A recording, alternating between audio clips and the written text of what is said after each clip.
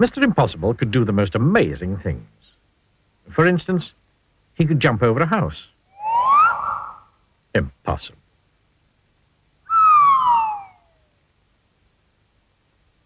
And Mr. Impossible could make himself invisible. All he had to do was to stand there and think about becoming invisible, and he became invisible. Impossible. And Mr. Impossible could fly. All he had to do was stand there and flap his arms about, and off he flew. Impossible.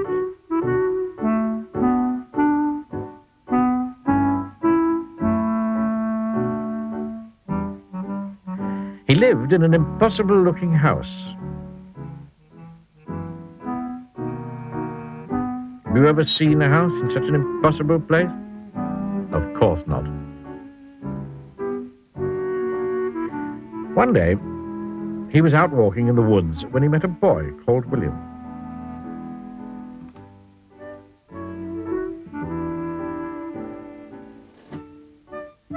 William was on his way to school.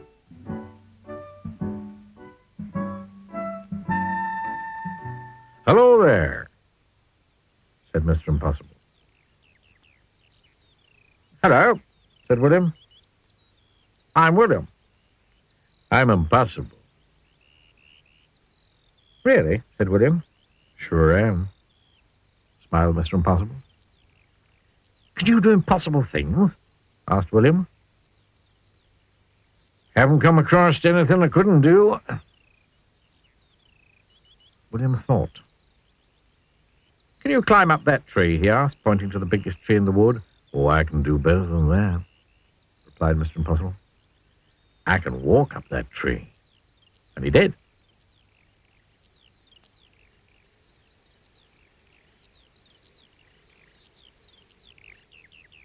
William thought again.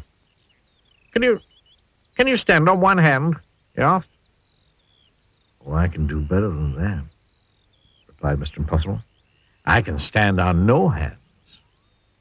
And he did.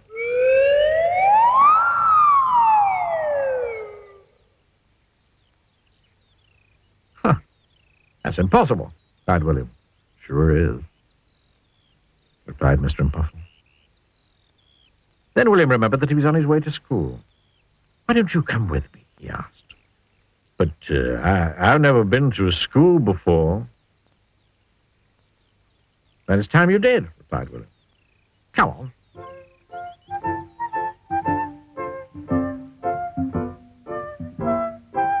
William and Mr. Impossible sat at the back of William's classroom with all the other children.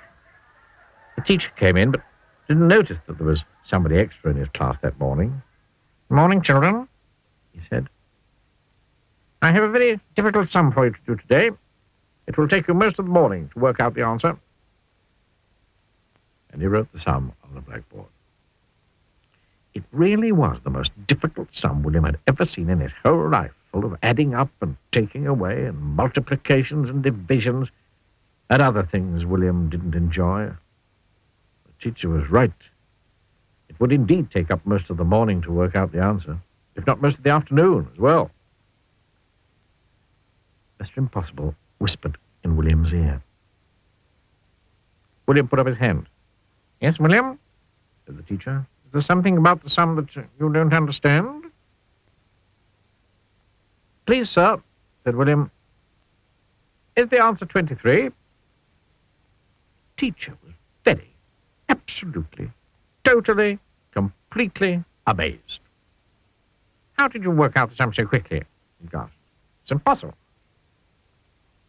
"Ain't nothing impossible, mister," said Mr. Impossible from the back of the class, and stood up. "Well, I never did," exclaimed the teacher. After that, Mr. Impossible spent all day at the school. He showed the teacher how he could read a book upside down. "But that's impossible," said the children who were watching. "Yes, sir," said Mr. Impossible. Then William asked Mr. Impossible if he'd like to play in the school football match. "We sure would," replied Mr. Impossible, "but I ain't never played football before." And you know what he did? He kicked the football so high into the air Then when it came down, it had snow on it. Impossible. Then it was time to go home. Mr. Impossible said goodbye to all the people at school, and then he said goodbye to William. Goodbye, Mr. Impossible, said William. So long, William, said Mr. Impossible. He just disappeared. William rubbed his eyes and went home. William's mother and father were waiting for him. Hello, William, they said. You have a good day at school? Yes, he replied. And I met someone who can do anything in the world. Oh, really, William? They both laughed. You're impossible. William smiled and went inside. And 100 miles away, a small figure was listening to what William's mother and father were saying. And then he went to sleep, standing on his head. And we all know that that is downright impossible. Yes, sir.